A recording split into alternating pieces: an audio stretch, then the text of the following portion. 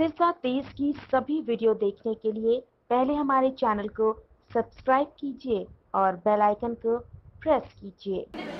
नमस्कार, मैं प्रमोद कुमार। इस समय मैं मौजूद हूँ CMK national PG girl college में और आज इस कॉलेज में अलग अलग विभागों में अलग अलग जो है एग्जीबिशन है लगाई जा रही है। और सबसे पहले मैं आपको एग्जीबिशन दिखाने जा रहा हूँ। ये मास कॉम डिपार्टमेंट की एग्जीबिशन है, चूँकि मेरा विभाग है ये पत्रकारिता का, और एक पत्रकार के सामने क्या चुनौतियाँ होती हैं वो ये हमारे साथ तमाम स्टूडेंट हैं वो बताएंगे।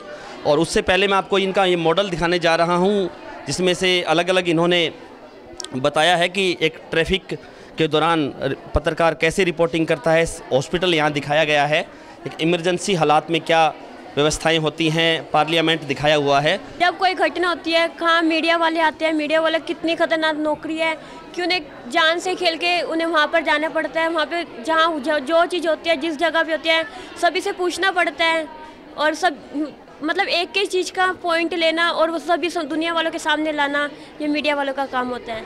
हाथों से लिखा हुआ तैयार है और ऊपर मैं आपको दिखाने जा रहा हूँ कि दैनिक भास्कर का अखबार है जिन्होंने विद्यार्थियों ने तैयार किया है।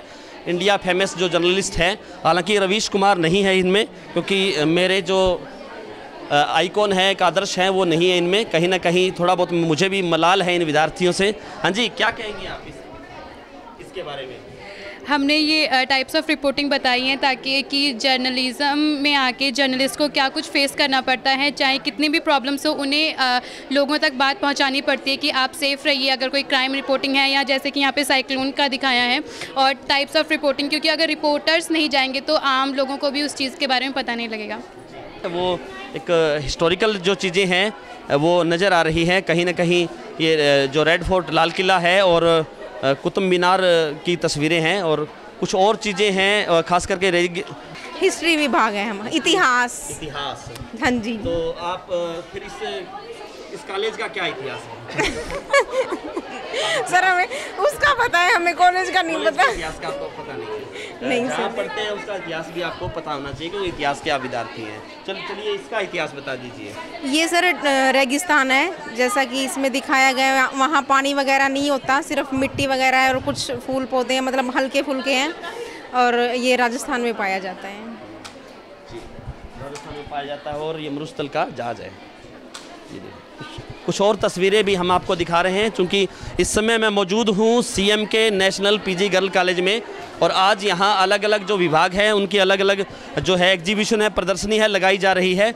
और ये इतिहास विभाग की प्रदर्शनी है और यहाँ के विद्यार्थी हैं उनको ये बता रहे हैं कि इतिहास से जुड़ी हुई चीज़ें हैं, चाहे रेगिस्तान की बात हो, लाल किले की बात हो, तमाम वो चीज़ें हैं, ताजमहल की बात हो। कुछ और विद्यार्थी भी हैं हमारे साथ जिनसे हम बात करने की कोशिश करेंगे। मैडम क्या नाम है? मोनू वाला। तो आप भी आजकल हमारे समाज में ऐतिहासिक चीज़ें रही नहीं है, लगभग रही है, इसलिए हम बताना चाहते हैं कि अपनी ऐतिहासिक चीज़ों को संभाल कर रखें। और ये हमने लाल किला बनाया है यहाँ पर आज, जो शाहजहाँ ने बनाया था 1648 ईस्वी में। वो यहीं से अपनी राजनीतिक गतिविधियाँ करता था, जो आज भी मौजूद है। और दिल्ली में यहीं से हमारे मतलब प्रधानमंत्री 15 अगस्त को भाषण देते हैं। बस। मैडम क्या नाम आपका? नगमा। तो आपने ये तैयार किया है सारा? सारा नहीं, मतलब सभी हमारे जो मेरे क्लास फेलोज हैं उनकी सारों UG और PG दोनों क्लास। नहीं, स्टूडेंट। हाँ स्टूडेंट। हाँ जी। तो हिंदी और इंग्लिश को लेकर के जैसे देश में एक जंग छिड़ी हुई है, क्योंकि सारे नोटिफिकेशन है वो इंग्लिश में किए जाते हैं और कहीं ना कहीं हिंदी भाषा है उसको जो आने वाली जो पीढ़ी है उसको पीछे धकेल रही है। क्या कहेंगी आप? जैसा कि आपने कहा, वाकई में हमारी जो हिंदी हमारी राष्ट्रभाषा है वो दिन प्रतिदिन लुप्त होती जा रही है, क्योंकि आजकल की जो जनरेशन है या हमारी जो पीढ़ी है वो कई वर्ड्स है हम उसको भी इंग्लिश में ही ट्रांसलेट करते हैं, जैसे मोबाइल, ट्यूबलाइट, हम इसको हिंदी में नहीं बोलते। वाकई हमारी जो भाषा है, हमारी राष्ट्रभाषा, वो लुप्त होती जाती है। इसीलिए इसी कारण की वजह से हमने ये आज दिखाया है। हमारे जो महापुरुष वगैरह महापुरुष है, जल का महत्व, इसलिए हमने हिंदी डिपार्टमेंट में दिखाया है ताकि लोगों को पता लग सके कि ये पूरी तरह से लुप्त नहीं हुई है। तथा इंग्लिश का हमारे ऊपर इफेक्ट है, पर इतना भी नहीं है कि हमारी जो राष्ट्रभाषा है वो हमसे दूर हो जाए। जी, ये हिंदी भाषा के बारे में एक जो स्टूडेंट हैं उन्होंने बहुत अच्छे से बताया। अब ये अगली प्रदर्शनी है, ये भी हिंदी विभाग की प्रदर्शनी है। क्या नाम आपका? मेरा नाम रिया लीला है। जी। और तो ये क्या कहेंगी हिंदी के बारे में? हिंदी आज जो युवा हैं वो इंग्लिश ज़्यादा बोलते हैं, हिंदी नहीं बोल पाते हैं। बट हिंदी हमारी एक बहुत समय से चलती आ रही भाषा, ये हमारी राष्ट्रीय भाषा भी कही जा सकती है। और जैसे कि ये हमारा मॉडल है, हमने इसको एज एक रनिंग मॉडल बनाया है। मतलब इसमें हमने पानी के यूजेस दिखाया है। बरसात हो रही है तो ये पानी यहाँ पे जा रहा है, मीन इसको वेस्ट नहीं हो जाएगा ये पानी।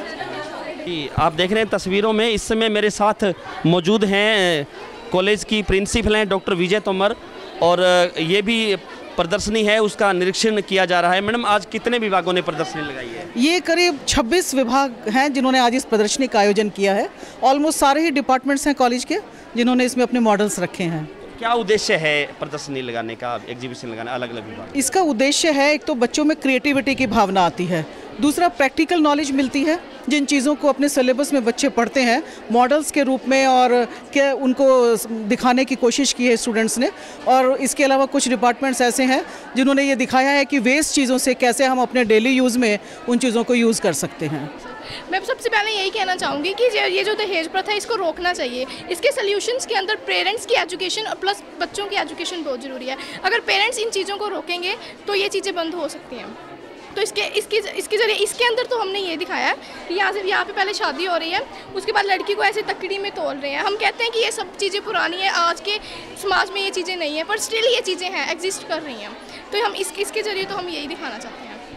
पर्टिकुलर्स जो है इन विद्यार्थियों ने जो बताया कि कहीं ना कहीं ये बातें हैं वो किताबी हैं, और समाज में जो है महिलाओं को खास करके बेटियों को आज भी प्रताड़ना झेलनी पड़ती है, और इसी को लेकर के इन्होंने दिखाया। कंप्यूटर साइंस डिपार्टमेंट की प्रदर्शनी में इस समय मैं पहुंच गया हूं, और मैं आपको दिखा रहा हूं क्योंकि ये कंप्यूटर्स का ज़माना है और तरह तरह की जो चीज़ें हैं, LED लाइट्स हैं, और ये फिल्म मेकर क्या बनाया हुआ है ये? क्या नाम है आपका? एकता। तो इस प्रोजेक्ट के बारे में बताइए, क्या प्रोजेक्ट है, कैसे? सर, ये मिनी प्रोजेक्ट है जहाँ पे मतलब गांव कॉलेजेस वगैरह है, वहाँ पे इतना हम अफोर्ड नहीं कर पाते कॉलेजेस वगैरह में, तो उसके लिए हमने एक चीप कॉस्ट पे बनाया है ये मिनी प्रोजेक्ट। इससे हम आपको स्लाइड शोज़ करवाते हैं वहाँ पे, like this and overall. Yes sir. आपका क्या नाम है जी? आंचल। आप अपने विभाग के बारे में बताइए कि ये विभाग कैसे और कैसे काम करता है? यानी कि अपने मतलब इंडिया को आगे बढ़ा रहा है, सारे मतलब वर्ड से अपने वैल्यू दिखा रहा है कि कितना आगे है। कुछ और विद्यार्थी भी हैं जी, क्या नाम है? सर, जैसे कि हम जानते हैं कि आजकल सिर्फ कंप्यूटर्स का ही यूज़ हो रहा है हर जगह, तो हमने जैसे एनिमेशंस का और ग्राफिक्स का यूज़ करके हमने बनाया। जैसे कि हम डिफरेंट मूवीज़ भी देखते हैं कि ग्राफिक में छोटा भीम आता है, सिंड्रेलास वगैरह मूवी आती है, सारी एनिमेशंस पे होती हैं। तो मतलब कंप्यूटर का योगदान बहुत ज़्यादा बढ़ चुका है, इसका स्कोप भी बहुत अच्छा है। अब लगभग हर बच्चा कहता है कि हमें कंप्यूटर तो आना ज़रूरी है, और आप जानते हो कि अगर हम जॉब्स की भी डिमांड करते हैं तो वो कहते हैं कि आपको कंप्यूटर तो नोन होना ही चाहिए। और जैसे कि आप जानते हो कि इसका डिफरेंट फील्ड्स में स्कोप भी काफ़ी अच्छा चलता है। और जैसे कि इन्होंने प्रोजेक्टर्स बनाए हैं, हमने अलग अलग, ये हमारा BSNL में मतलब टेलीकम्युनिकेशन है, ये ग्राफिक्स है, ये कीबोर्ड है, तो डिफरेंट फील्ड्स में डिफरेंट स्कोप है इसका। Thank you. कंप्यूटर्स विभाग के बाद जो है फिजिक्स का जो विभाग है वो शुरू हो गया है। फिजिक्स की प्रदर्शनी में इस समय मैं मौजूद हूँ, और मैं दिखा रहा हूँ आपको फिजिक्स का जो है इन्होंने ये फ्लाईओवर है तैयार कर दिया है। क्या तैयार किया है मैडम? क्या नाम आपका? प्रियंका मेहता। तो आपके नेतृत्व में हुआ है? हाँ जी, फिजिक्स डिपार्टमेंट से। तो फिजिक्स का क्या योगदान है देश में? फिजिक्स हर जगह ही है। Without physics electricity can't be generated, और without electricity nothing is possible. और उसके अलावा बायोगैस जनरेशन में फिज़िक्स का योगदान है, पावर प्लांट फिज़िक्स पे बेस्ड हैं सब, ये तमाम चीज़ें हैं। इस समय मैं मौजूद हूँ बॉटनी विभाग में, और मैं आपको प्रदर्शनी दिखाने जा रहा हूँ कि किस तरह से इन्होंने विद्यार्थियों ने ये तैयार की है। किसने तैयार किया? आपने तैयार किया क्या? क्या नाम आपका? कोमलप्रीत। कितना टाइम लग गया इसको तैयार करने में? काफ़ी नियर अबाउट 2 वीक्स लग गई इसे तैयार करने में, क्योंकि काफ़ी हार्ड था, वुडन प्लॉट में बना था, और इसमें थोड़ा वर्किंग शो करनी थी लाइटनिंग वगैरह की, तो इट टुक टाइम। इसका क्या योगदान है? ये BT कॉटन है, जैसे कि BT कॉटन वैरायटी है, इसमें ट्रांसजेनिक जीन इनकॉर्पोरेट किया हुआ है। अगर हम इसे अपने खेत में उगाएंगे तो हमें इसके ऊपर कोई भी स्प्रे करने की ज़रूरत नहीं है, क्योंकि इसमें जीन्स प्रेजेंट है। जैसे ही कोई कीड़ा मकोड़ा इसको खाएगा तो उसके अंदर वो जीन चला जाएगा, और जिससे वो अपने आप मर जाएगा, आगे बीमारी भी नहीं फैलेगी। BT कॉटन की है ये। तो आप खेती करते हैं? हाँ जी, my father is an agriculturist. Yes.